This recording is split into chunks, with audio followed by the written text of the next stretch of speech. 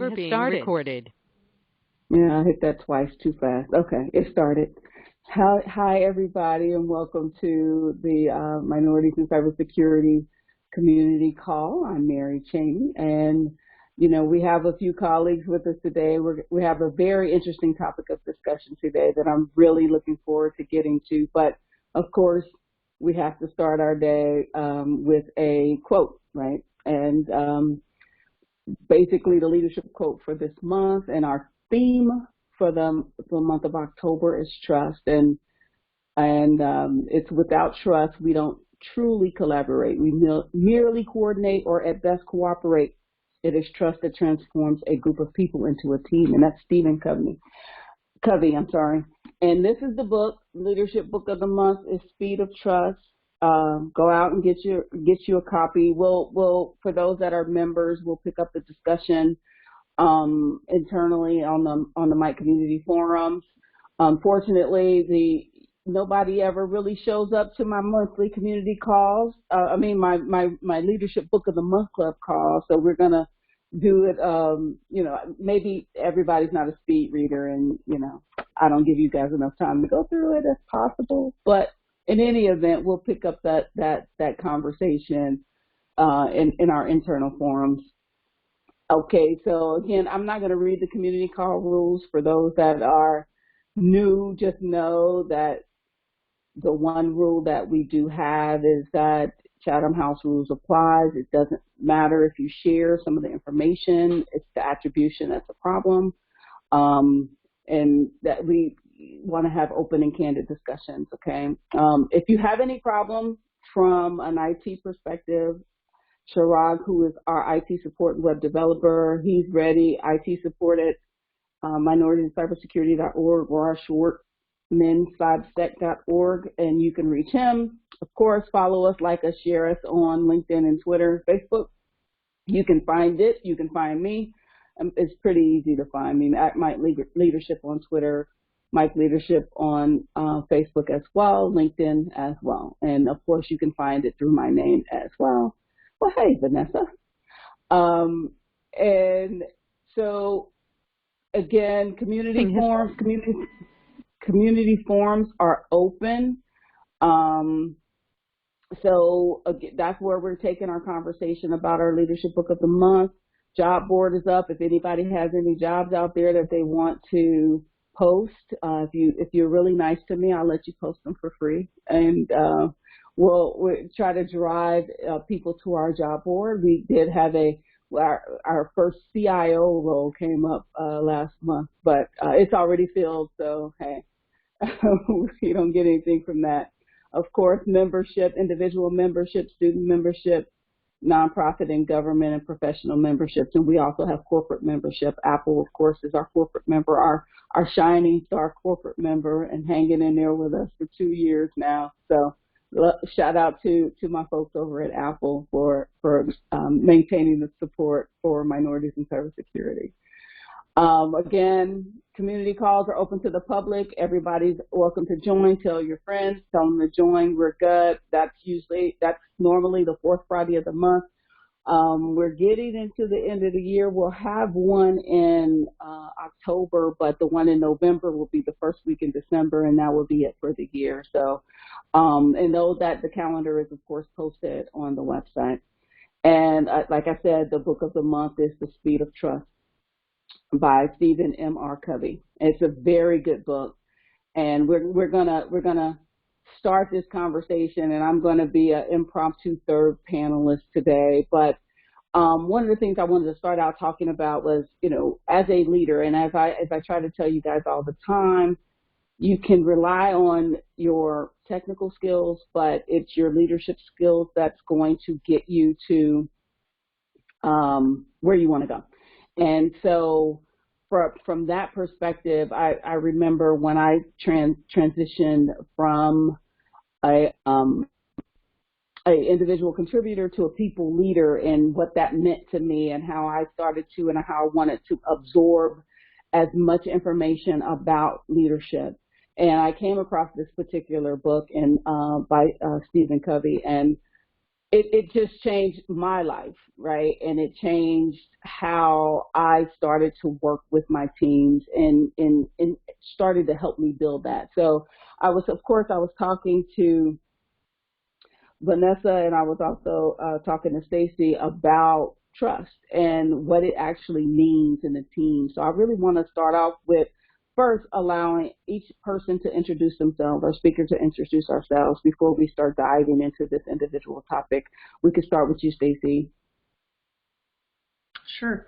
So Stacy Scott, hi everyone. I'm a managing director in Kroll cyber risk practice, and Kroll does a lot of cyber investigations, but also some proactive work and security advisory work across the globe. So my background is in security for the last 17 years. It keeps adding up. Before that, I was a programmer. I did some COBOL and realized I guess wanted to go to the darker side and go to security, right? But now I'm in a strategic role at Kroll, and really on globally, how do we grow, but how do I get... Go ahead, continue. You're good. So, my role here at Kroll is now global strategy for cyber risk, and what that means is I have to get a lot of people to trust me and to work with me to implement these strategies that we have for growth. And that takes a lot of collaboration. And I like that quote you just threw up there, because for many reasons, but also it's not just cooperation. You do need trust for them to actually buy into what we're trying to do as a group, and to report back to you, and not, hold it on their own, and not share and not collaborate with other people. So, and transparency is key too. So excited to be here and chat with you guys. Thank you. All right, Vanessa, you're up. You got to unmute though. Yeah, I just saw that. I saw the little red microphone meant nobody can hear me. So, hi everyone. I'm Vanessa Pegueros, and I'm the Chief Trust and Security Officer at OneLogin. OneLogin is a cloud-based identity and access management provider. So, probably a lot of you use Okta or even Microsoft. So, OneLogin's like a little underdog that competes against those big guys. So, I've been in security like 18 years. I am pretty active in doing board work, corporate board work now. Also working with startups and advising startups on how to do successful security, especially with severe resource constraints, and especially if they're selling into the enterprise space. How do you do that? Well, other than that, live in the Seattle area. It's rainy right now, but we've had a really dry summer, so everybody's kind of glad for the rain. And I'm very active in any groups or causes around providing more diversity within technology. And getting leaders to think about inclusivity in a more productive way, and through action and not just words. So that's kind of an overview of me. Well, thank you. And I won't tell you it's sunshiny and 80 degrees here in Texas. We'll keep that one to myself. It's a beautiful day. So I really wanted to jump in. I have my questions here, and I gave you guys the questions. So we're just going to start with the first question. And as leaders, what are some of the ways that you found it successful to how to build that trust within with your direct reports specifically? That there's a bunch of trust relationships, right? But initially, when you go into it, when you're going into a new environment or anything like that, how do you now go about building that with your direct reports? And whoever wants to jump in, go right ahead. I guess I'll go. So I think everybody has their style of leadership, and I would definitely classify my style as more of like servant leader. And I think it ties really closely to my cultural background, and the importance of family and the importance of not everybody has a role in a family. Everybody contributes, and I take that same approach with my teams. I think I build trust because, or the main way I build trust is I'm human too. I have a role. My role's different. My role isn't better. My role isn't like you. You're not less valuable than me. And that we all work together as a team, and in the analogy being a family. And when people feel like included in that, and they feel like they're really valued, and they feel like you care about them, I've found that people really trust. They begin to trust you, and it takes some time. For some people, it takes longer to build trust than others. But I really feel like just treating people like human beings and caring about them and their careers and how they're doing is the way you start building trust, and then it just grows from there. Trust can be taken away very easily. It sometimes takes a long time to build. So but showing your human side and how you don't really see yourself as any more important or less important than anybody else on the team. I totally agree with that, and think we're probably similar in that way. But I think that attitude of servanthood, but also you're no more important than anybody else, also goes along with consistency and listening. I think to your direct reports and those around you. You may know the way. You may have the best ideas. You may not, right? Or you may not understand or be privy to all the things that where you want to drive the group to affects. So listening first, and that's really hard to do when you might be pushed by budget, you might be pushed by time, or your leadership, or stakeholders or the board. It's really important to listen to people, and I think especially now during COVID, because it's just so different. I think a good way to build trust is what you just said, showing your human side. And we're getting to see that of a lot of us, just because we can see literally in each other's homes, and it's kind of, hey, I don't mean to be behind just a gray wall here. I do have things hung on the wall, but, you can kind of see someone's personality, and it's more relatable, and I think just kind of listening to people and understanding, where they're coming from, but also consistency is a big deal for me. A lot of new leaders, I think, fail on this part because they, but the ones that do get caught up in all the leadership meetings and all the new things you have to be paying attention to and the things you get swept up into. You have to help your team get there too. And, you want to have weekly meetings or daily meetings or whatever that consistency is that's reasonable. If you're doing it too often, then don't do it that often. But a time for you to communicate what you need to, but mostly listen. Don't reschedule those as much as you can. Some will get rescheduled and know that, but if the percentages, they get canceled more than they are actually held, you're going to lose some trust, I think, because people are going to know, well, they're just too busy for me and I don't feel like my boss is there, type of thing. And I think it's just a really easy way and consistent way to be available. And it only has to be 30 minutes, right, a week or however much it is, depending on the cycles and the processes in your organization. But I think that consistency of availability and listening to your employees is pretty important. Yeah, and I agree, and getting into what you touched upon as far as a new leader is concerned. And, a lot of times, especially in technology, you go from being a star individual contributor to someone is now going to give you the opportunity to lead a team. And many times people don't necessarily make that transition very smoothly, right? So what are some of the tools or tricks of the trade or advice you would give an individual contributor? Because some heavily technical people struggle. Some of them are never really good at it, and I've had several that I work for that never really should be a people leader because there is a distinction. But share with me some of your ideas on what a new leader can do to help themselves get there.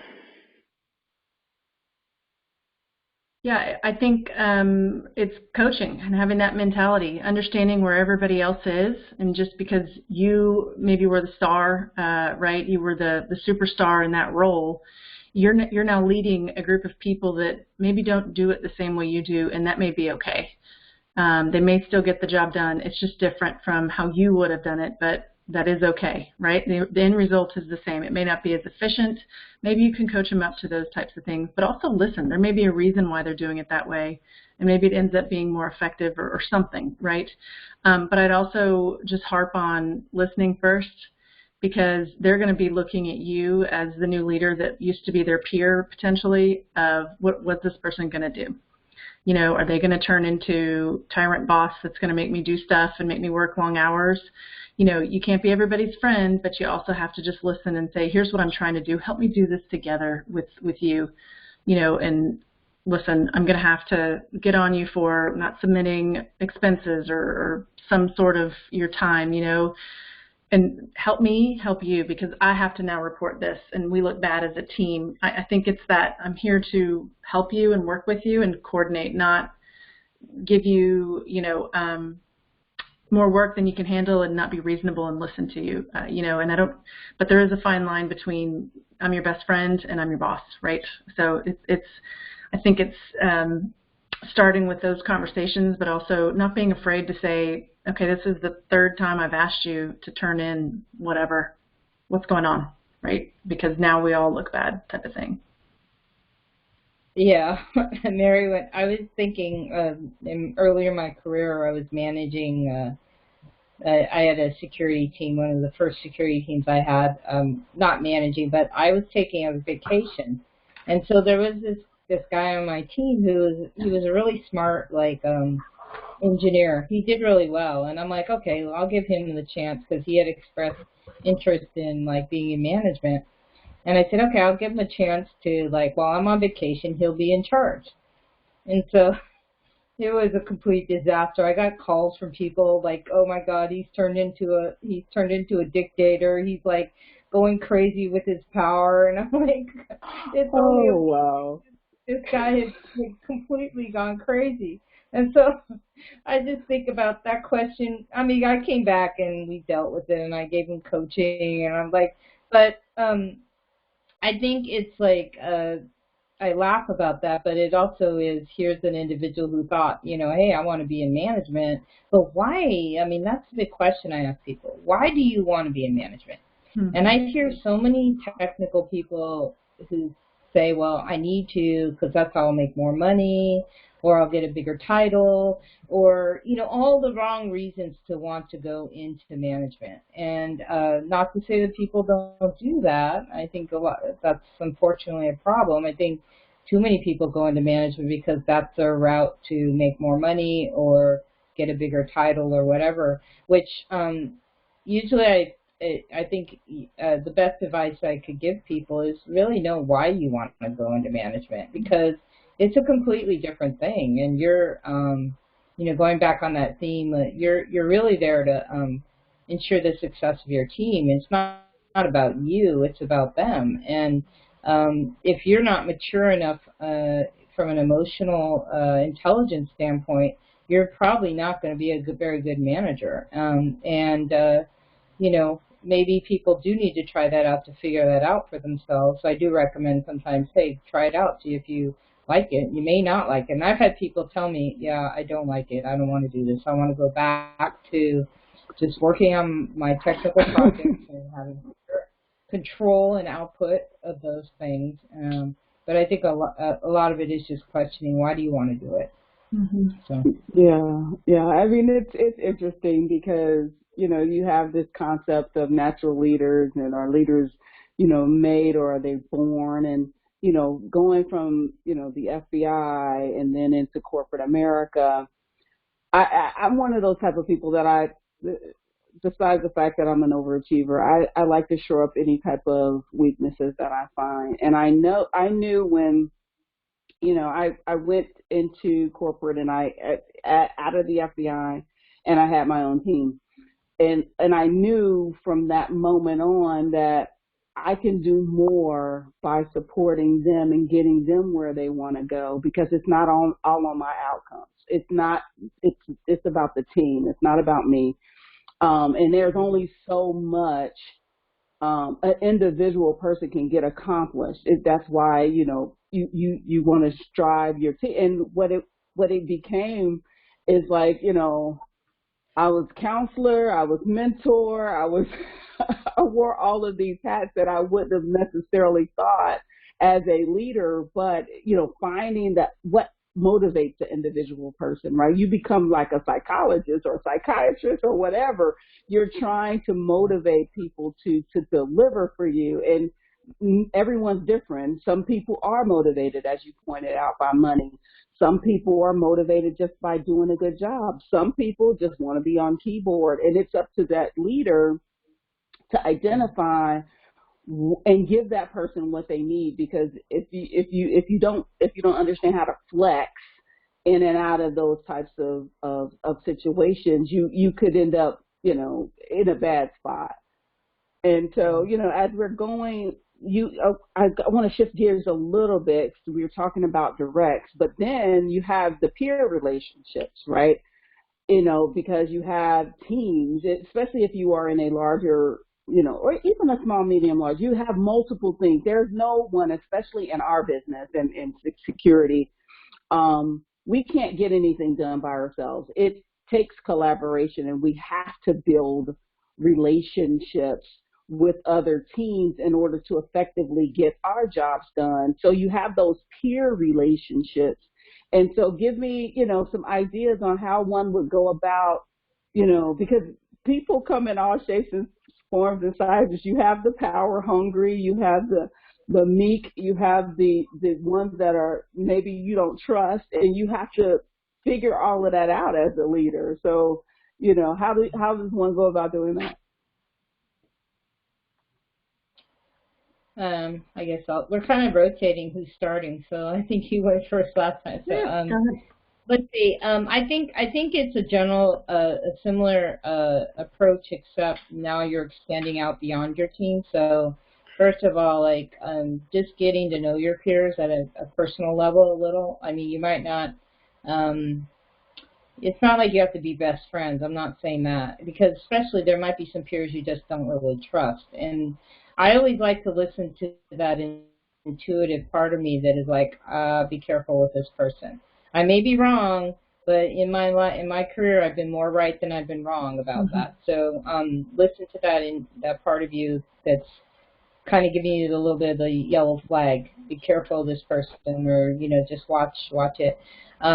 But I still think you have to make an effort to get to know them. You make an effort to have them get to know you as a person, and then I start to look for, how does this person need me in this work environment? So what does my team do that impacts their success, and likewise, what do they do that impacts my success?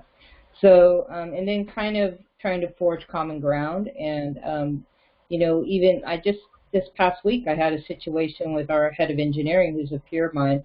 And we kind of have some conflicting goals. And sorry, that's my dog. So I basically said to him, look, I said, we need each other here. If I don't get this accomplished, this is what could happen. If you don't get what you want accomplished, then it could be what happens.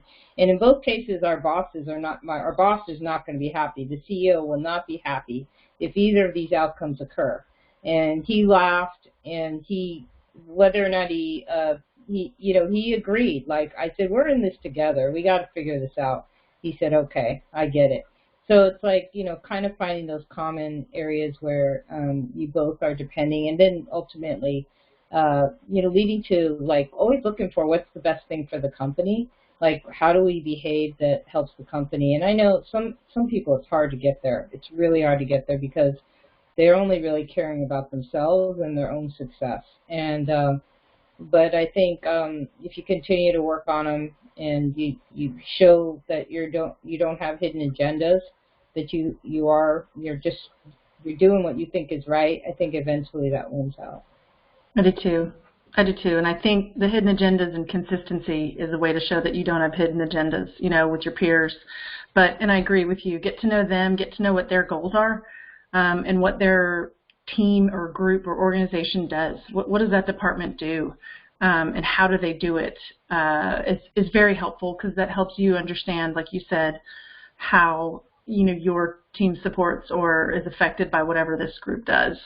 And in security, it's to really, how do we probably secure them, or how do we support them as much as possible without hampering the business, right? And because a lot of times security is thought of as the no factory, right? No, you can't do that. No, we can't do this either. But coming up with solutions, and I find that the most exciting when you have a department that maybe has less than ideal security.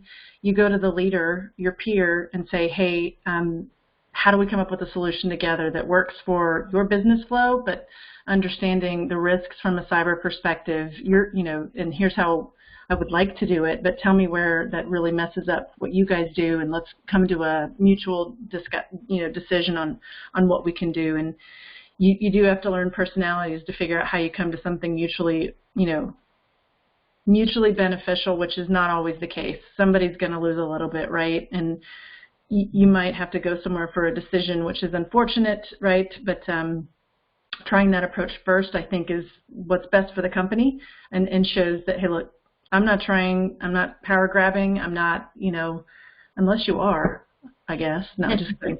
But, I'm not power grabbing. I'm trying to do what's best for the company, and let's do it together, right? You can have a piece of this and get credit for it as well, because that's what a lot of people need, is just recognition, I've found.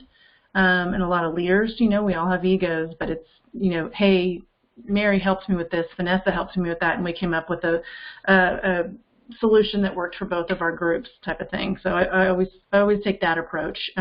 It's not always easy. There are arguments, and there are people that are less than transparent and are out for themselves, and that's when you have to know when to, yes, the yellow flag, but also raise the flag to your leadership and say, hey, I'm trying to work with somebody, and this is what's been happening, and I don't understand why we're not making progress, or why something's going wrong. And so it's just, maybe something else that I don't understand is going on. I think it's benefit of the doubt, even though your doubts may be correct. It's, trying to find a solution and giving that person the benefit of the doubt until you have proof that, listen, they're just blocking something to block something. What do we do about this type of thing? Yeah, that's intriguing. As my corporate career, I've had so many different challenges with just, this hidden agendas, people, not being honest, or, and one of the things that fascinates me is when your leader, is out there fumbling the ball, right? I had a boss who will remain nameless, but they were between him and his peers. Oh, and I said he, didn't I? I'm sorry. Between him and his peers, there was this power struggle, right? And he was just literally just tromping on everything. And again, we work in security. We don't work in a silo. We have to collaborate in order to deliver. And, and so now I'm working for him, and I'm communicating with my peers, but what the boss says goes. So if your boss and my boss don't get along, we're never going to be able to deliver on what we have to deliver on, because he doesn't like him, and he doesn't, or she doesn't like him. And it creates this dysfunction. And I've seen it more often than not. And that's when I start to talk about trust.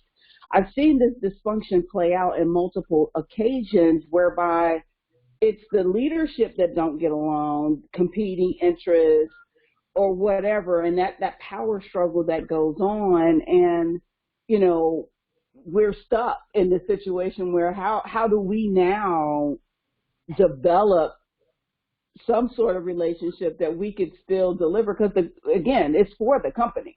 Essentially, my boss doesn't pay me, the company pays me, right? And so what we're trying to do is for the best interest of the business, supposedly. So I'm just curious to see, as an individual person, as an individual leader, What can you do to battle that situation, to try to build trust cross-functionally when the leadership is not the ones that are getting along? Have you guys ever had that experience? Oh yeah, definitely. And that's, I mean, it does happen a lot, unfortunately. And I think it depends. What a great answer. It depends. But I think you have to know. That's a lawyer answer. You know that, Stacy. That's Yeah. a lawyer's answer. I know. But it's you have to know the peer. You know, what are, you know, are they going to what are they going to do with what you tell them? I would approach it, my natural approach would be to be transparent. Hey, look, our departments seem to have different priorities, and it's making it difficult for us to work together on this solution, whatever it may be. How do we move the needle forward? Sometimes this person may be so closely aligned with their leadership that doesn't, you know, work well with your leadership, that it just goes nowhere, and it's counterproductive. But I'd say understanding how you can help that person and being as transparent as it makes sense to be. So, you know, knowing more about that person is the situational, it depends thing, right? And just kind of understanding what's going to be the best. So they really care about looking great to their boss, and that means making these numbers. How do I do that, or how do I approach what I need to get done with that in mind? Hey, listen, I know you guys need to process X, Y, Z widgets, don't you? That's always the example. But we need to secure how we do that, or else something's going to happen and you're going to lose. So we want to avoid that. But how do we do that with minimal interruption? I'm just using examples. And I think we both win that way, right? And I think it's just discussions, but knowing when to escalate and knowing when to say, okay, this is not going to get implemented, and if it doesn't, here's the risk we run, especially as in cybersecurity. Here's the risk we run, and sometimes it's letting go of getting your solution put in place. That means the company is left at risk here, here, and here. Here's where the decisions that were made, and put it to, you know, the two leaders that don't get along to say, here's what's happening, and here's the risks that we're, you know, experiencing right now, and talk to your boss. Can you take that above? Or if you report to the board or have a security committee, report to them and say, here's the problem we're having. But have the one-on-ones first, so you're not doing it in a public forum. But it's difficult to navigate. You know, and every company is a little different, has a little different personality and culture. But I'd say, you know, just kind of working through what makes most sense, and at some point saying, we're not going to get this implemented without somebody else kind of making a much bigger decision, because our two bosses don't agree, but here's the risk. So I think, you know, from your leadership perspective and above, it's, I did all I could do, you know, and don't let it stress you out. What else can I be doing? And is there anything to the side that I can still accomplish while this is just in a deadlock? Because that does happen. And then one day it breaks, right? Or one day you have an incident, and one day you start to swing your way, because that always happens, right? And then you say, not I told you so, but okay, so now can we talk about securing this, because now we've had an incident or something. Or maybe it doesn't go that extreme, but you get what I'm saying. Like, it will break, but it's knowing when to, okay, for your own health and safety, you know, document what's been done, communicate as much as you can to anybody, you know, that will listen and has the authority to change things, and let them know. And because sometimes it's 2-3 layers above you, right? And people just disagree. And I think you just have to know when to say when, and look at, I hate to say compensating controls, but other projects that could be done around whatever's being that is stuck in the mud, basically.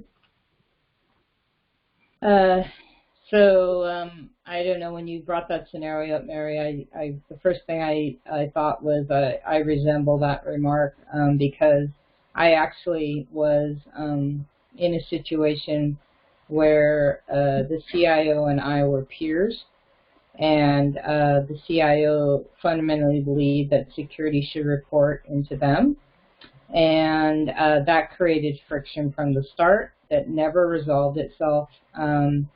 The individual didn't prioritize the security issues. The individual instructed their team to not listen to the security team. So wow. It was a horrible situation for both me personally, but also for my team, and also for that individual's team. I mean, it wasn't just it did crash and burn really bad because there was an incident. So for me as a leader, what I did was actually, in many ways, I think saved my job because I was very clear on the risks that were outstanding that weren't being resolved, reporting that into the board, and eventually when the incident happened, it happened as a direct result of those risks. So it wasn't. It fell pretty much on the CIO, and needless to say, one of us was there with a job and one was not. So I think for my team, I think the thing I would offer to teams that are caught in that kind of warfare really is to, in some ways, and I hate to say this, but I think sometimes it's needed, you have to play both sides of the fence a little bit.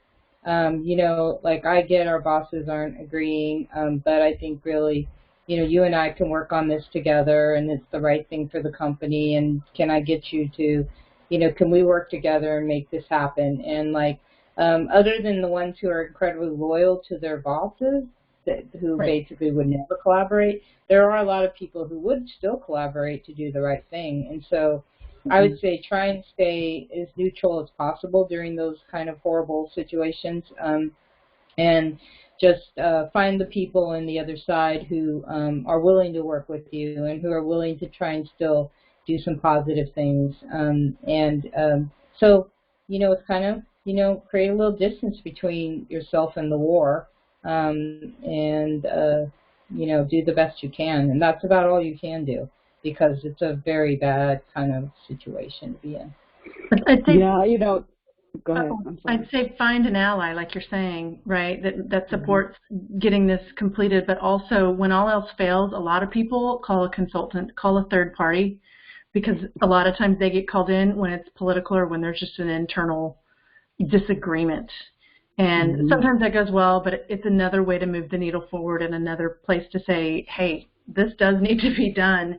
This people can either tell us it needs to be done, do it for us, right, so that it's not, sometimes that works. So think about external resources. You may not have the budget to do that, but thinking about building that case with some of those allies, like that understand the risk. Maybe it's somebody on that security committee, like a general counsel or a financial officer, or unfortunately, you may have to experience an incident like you did, Vanessa, for things to actually change, which feels frustrating as a cybersecurity person, right? You're like, oh man, we could have either prevented this or seriously reduced the impact of it. But okay, that's where we are living today, right? But I think to take care of yourself too, you have to, like both of us are saying, choose a different path. You have to distance yourself from the war. That's a great way to put it, Vanessa. Yeah, and I just remembered one of the peers of mine of one of the warring faction between my boss and his boss. He was just like Mary. He said, I like you because I'm a relationship builder. I want to go out and build relationships. It's not, my ego is not in it at all. And he said, we're in agreement, but my boss is not going to let it happen. And, my boss, he comes into the room one day and announces, that, I'm learning that in order for you guys to get your job done, I need to do a better job building relationships with my peers. And I looked and I said, you're just now learning this. What do you mean? How do you figure we were ever going to get anything accomplished if you are warring with your peers? We can't do this by ourselves. So it was just one of those things. But as you have these dysfunctional relationships as leaders, and then you have your poor employees, and it causes stress. It causes a lot of stress unnecessarily because everybody wants to do the right thing. egos aside, we get paid to do a job. We all want to do the right thing, but you have, you know, you have these dysfunctional relationships. And I heard a common theme, or at least, you know, some of the things that were talked about when you're having this logjam. If you're not a leader, if you're an employee that's dealing with this, you don't have the, you know, the position to actually call in a consultant and do this and that and the other. So, you know, when do you get to the point where you do escalate, and how do you go about doing that without causing more friction? Escalate. Can you clarify that? You mean escalate in terms of to who? If dysfunction is getting to the point where you see high risk before the breach, you see high risk, and your boss, your employee, your boss is not understanding, you know, you're presenting this situation, you know, Stacy said, you know, put it to the leaders to make the decision. As an employee, sometimes you don't feel confident or comfortable enough to do that. So it becomes a when do you allow yourself when you hit the button and say, okay, look, you know, so I you mean need like escalate above your boss? Yeah. Never. Look at that face. Look at that face. I think it's well. Well, sorry. That's tricky, and I don't know if I would recommend it, but it's find allies that can amplify your voice, right? Get them to do it for you, right? And say, I can't get my boss to understand this or agree. What's your advice on what I should do? And a lot of times, if they're leaders, sometimes they want to, well, I'll take care of that for you, you know, and that's my peer, or I'm above them, and we can get this done. It's like, well, you know, I didn't, what I really meant was, can I have your advice? So I would solicit advice from multiple people that are in a position to make a difference, or a peer of my boss that is giving me issues, or anybody really, but I wouldn't go above, you know, my boss without them knowing, but just seeking advice of how to approach your boss, and then talking to your boss, but knowing when to that's escalate, but also you kind of mentioned knowing when to kind of, okay, I'm done. I think it's emotional, right? You got to figure out for yourself, like, I've done this 4 times. Look, this is the same pattern we go in. We start over, and, you know, we're not getting anywhere. It's a real honest and frank conversation, and documenting, this is what I've done, this is who I've worked with, and every time we've resulted in nothing or not what we wanted to, and I feel like I can't get this project done, or whatever it is, this piece of the job done. Boss, what do you recommend? And or I need to work on something else, right? Until something moves. That's how I kind of, it's almost self-protective, I think, because you can definitely continue to run the circle, and that's just super frustrating, right? Yeah. I think you shouldn't escalate above your boss without telling the person you're doing that. Like, and I mean, that's a very career, depending on your boss, right? That could be a very career-defining point. So when you decide that emotionally you can't take it anymore, and that you have to escalate above your boss, then I think you have to be, one, prepared to look for another job, and number 2, you have to be prepared that when you escalate above your boss, the person above might not care, which is also doubly disappointing, because you just took all that energy and, you know, some courage to go above your boss, and then get the one above, and they're like, well, did you talk to your boss? Why are you bringing this to me? You know, like, so that's even more defeating. So I think it you know, to Stacy's point, you got to come to a point where how important is this? And are you ready to move on to a different job if it's really that bad? You know, if you, in some ways, if you end up like, I'm going to get fired anyway because when the breach happens, they're going to blame me, then you kind of get to the point where, like, it's time for me to move on and do something different. Right. You know, it's funny because I'm listening to you guys and I'm thinking about my own career. And I had this weird situation where I was reporting to somebody, but their boss brought me in, right? Mm-hmm. And then I had a better relationship with that person's boss, right? So I had a better relationship with someone 2 steps above me than I did in my direct chain. And I took that advice, and in that particular situation, you know, my boss was kind of scared anyway because his boss is the one that brought me in. So, yeah. But when I was having those, it was a really strange dynamic. But when the boss's boss's boss actually wanted to be, you know, have a one-on-one with me, and I'm transparent, right? And you know, he recognized that something was going on and I was unhappy. I did not go to him, but he kind of plucked me out of this meeting and said, "Come here and tell me."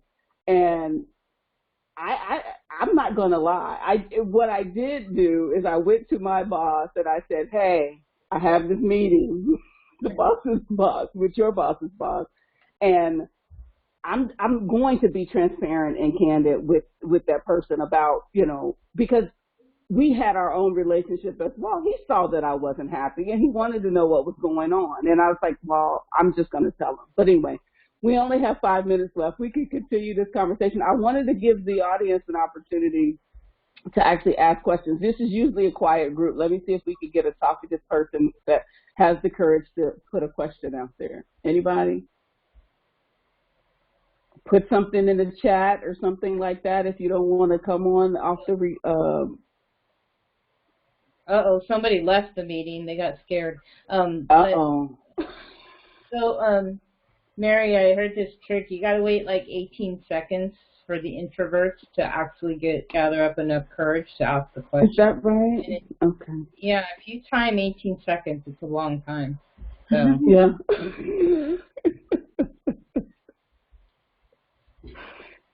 We're waiting, audience. Nobody has a question about trust and building trust, want to share anything. It's some folks on the call. You know, some of you I talk to individually, so I know you have questions, but you're going to be quiet. Do I have to start calling on people? Yeah, I'll talk. There's a question. Yeah, I'll Go ahead. There's a question. This is Ruba Abraham, and it's kind of a continuation of the last topic that you ladies were talking about, which is when would you go one step above your boss? I mean, sometimes, or in one of the jobs, I had zero trust with my direct boss. You would talk to him and he would tell you, let's keep it very openly. How do I go to this point? He would tell you, okay, go right. And then you go right, and then you after you go right, you see that, oh, okay, you should have gone left. So he tells you something, and then he does completely the opposite. You do whatever it is to build that trust. It doesn't go anywhere. You take it above, one step above, and then the one step above, the same cycle. It's COVID, and it's not easy to go find jobs. So tell me, what would you do in situations like that where the environment is not encouraging of, you try to build that trust, but it's not going anywhere, and it's emotionally exhausting? I'd say I think there's a lot more security jobs still during COVID than you might realize, but also start to not disengage, do your job, do the right thing by the company, but use what you're doing now and the relationships that you are building outside of your boss as a springboard, and the experiences you have as a springboard to whatever you're looking for that's next. Start planning your exit, and it can take 9 months to a year, maybe, right, if you want to find the right thing. But know that there's a light at the end of the tunnel when it does become that emotionally exhausting, because that's tough, right? And that's only, I mean, you only get one chance at life, and that's tough to live it that way. But I think we all have shared that experience probably, and you know, I think just knowing when to say, okay, it's time for me to look, and I'm going to do that slowly while I continue to do my job. But what can I do here that would give me the experience that would springboard me to what I really want to do while I can't do it here? Okay, thank you. Yeah, I mean, I would emphasize there are a lot of jobs out there for security. And not only that, companies are expanding, like, you don't have to necessarily be in this location to get the job. Like, people are starting to be more flexible about location. So I think that opens up the job market a lot more for people, especially in security.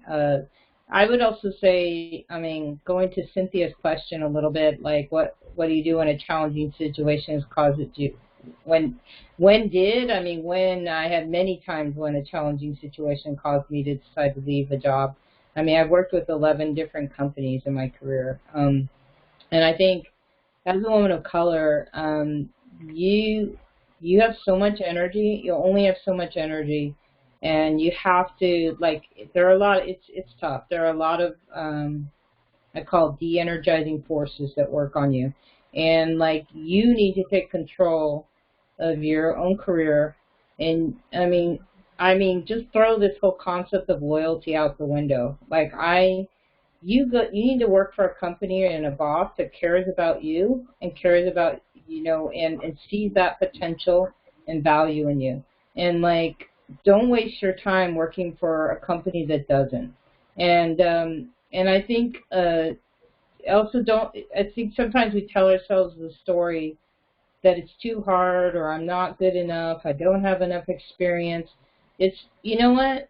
Like, if you don't try, you don't know. And like, the more you fail, the more you get used to failing, and the more you will get stronger, because every time you fail, you have to pick yourself back up and you keep going. The more you do that, you learn to pick yourself up pretty quickly, and then you're gonna hit it at one point.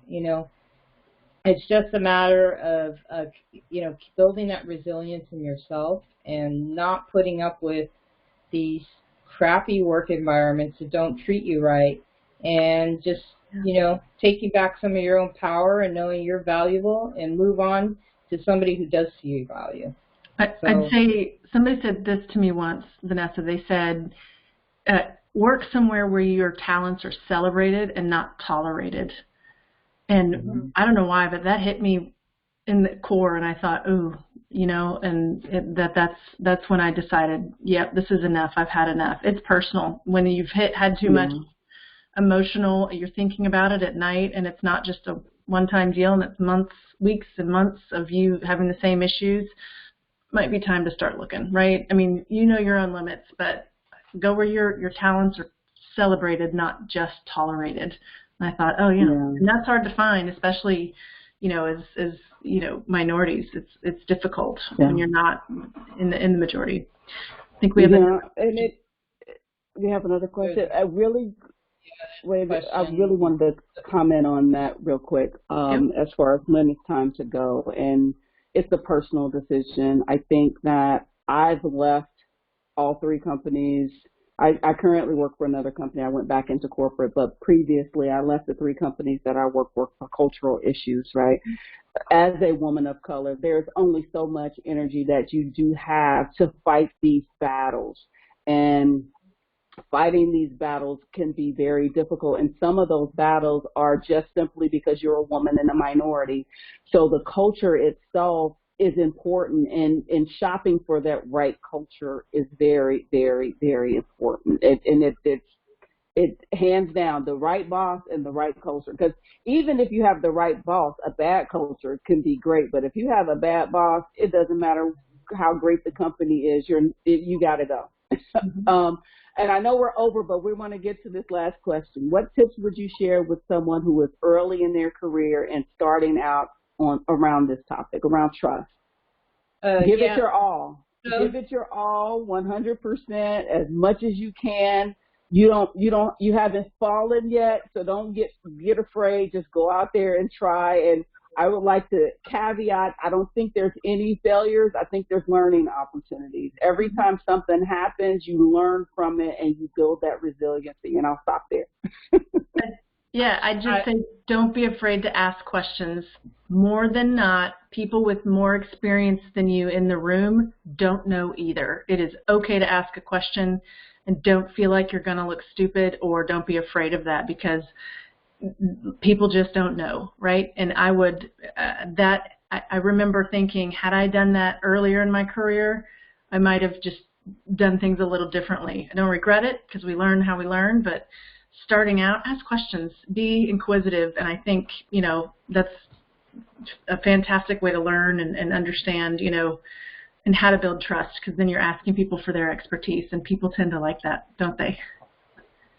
I would say when you're early in your career, you don't have that experience. Your resume is not really built up, and I would say, you know, just maximize what you can learn. Like, just volunteer to do like things just so you can learn, just so you could have that experience. Put your extra tough armor on, deal with some of the assholes, just because you're biding your time and you're getting experience. Don't internalize the negativity, and just your mission is to learn. Your mission is to make your resume look better. And then, you know, like, eventually you'll be able to move on, and you'll be making more money. You'll move on to something more lucrative. And I talk to so many young people, and they're like, oh, like, this job, I don't know if it's the right thing, and they tear themselves up about it. And I'm like, it's temporary. You don't have to be in this job in a year. Think about it as temporary, and what can I get out of it? That's what I say. I'm sorry, go ahead. Oh, no, go ahead. I was going to say, if it doesn't kill you, then do it. I mean, it'll be okay. Just keep trying, and it is temporary. And you make a decision, you get into a situation. If it turns out to be a bad idea, you can always change your mind. Look at how many careers I've had in my life. You can always change your mind and do something different. Don't get discouraged. Just keep going. Yep. Well, I want to thank the panel. I know we're at time. We're 5 minest over, but we got started a little late. So it's Friday anyway. Only thing you guys are preventing me for is my first beer.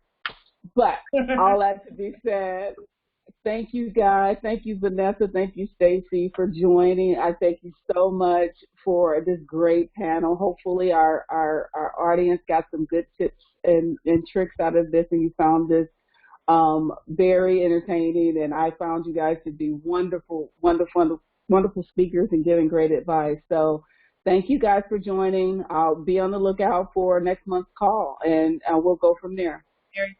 I just put my personal email address in the chat, because you won't be able to link in with me without my email, and so my email address. So for anybody who wants to link in, just let me know you're on this call. So. Yeah, definitely connect on LinkedIn with Miss Vanessa and Miss Stacy. That would be awesome. Yep. Okay. All right, guys. All right. Have a good weekend. Okay, bye-bye. Bye.